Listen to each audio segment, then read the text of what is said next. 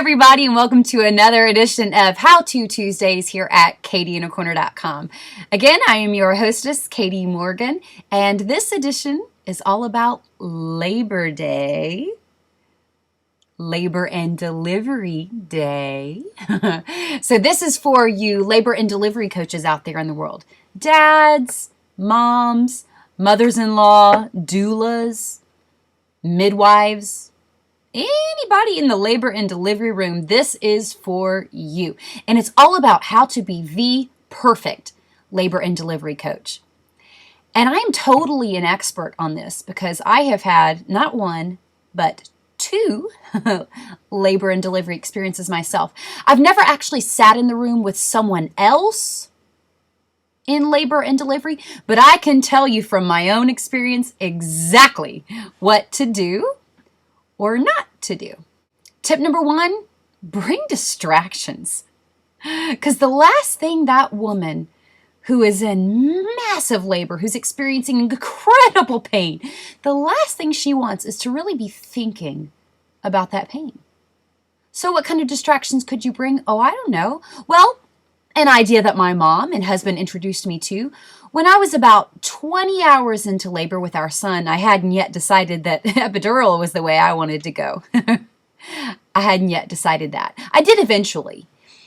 But at about 20 hours, I was, sitting on the birthing ball, right? The big giant yoga ball, and I was breathing through the pain. And I'm pretty sure I had my head and my arms draped over the bed.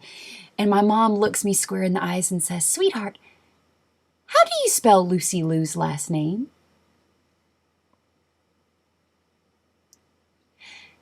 And I don't really remember what happened after that.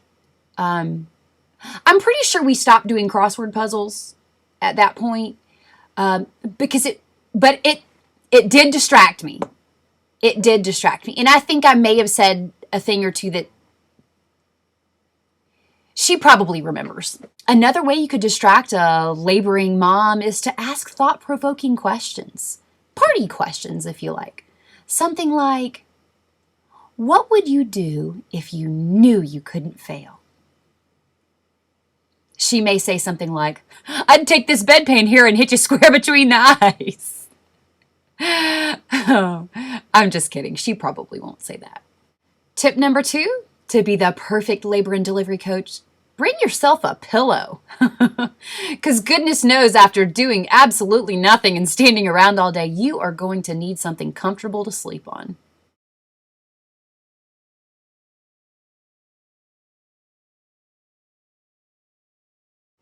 You know, one of my favorite stories from when our son was born is when the pediatrician came in to give my husband and me some tips and pointers on how not to totally destroy this little thing that we were just handed. And my husband fell asleep on the chair, and we could not wake him up. He was so snug on that pillow of his.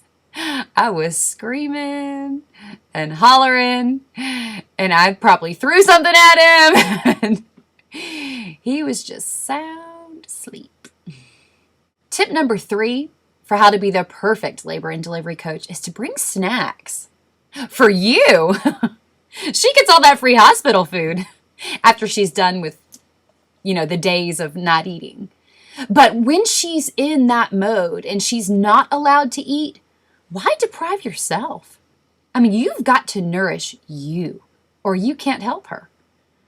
So something like Doritos. This is a favorite of a friend of mine. I won't name her name or her husband's name. But I remember her telling me all about his Dorito munching and how distracting that was. And Doritos are good because not only are they loud and crunchy, but they smell.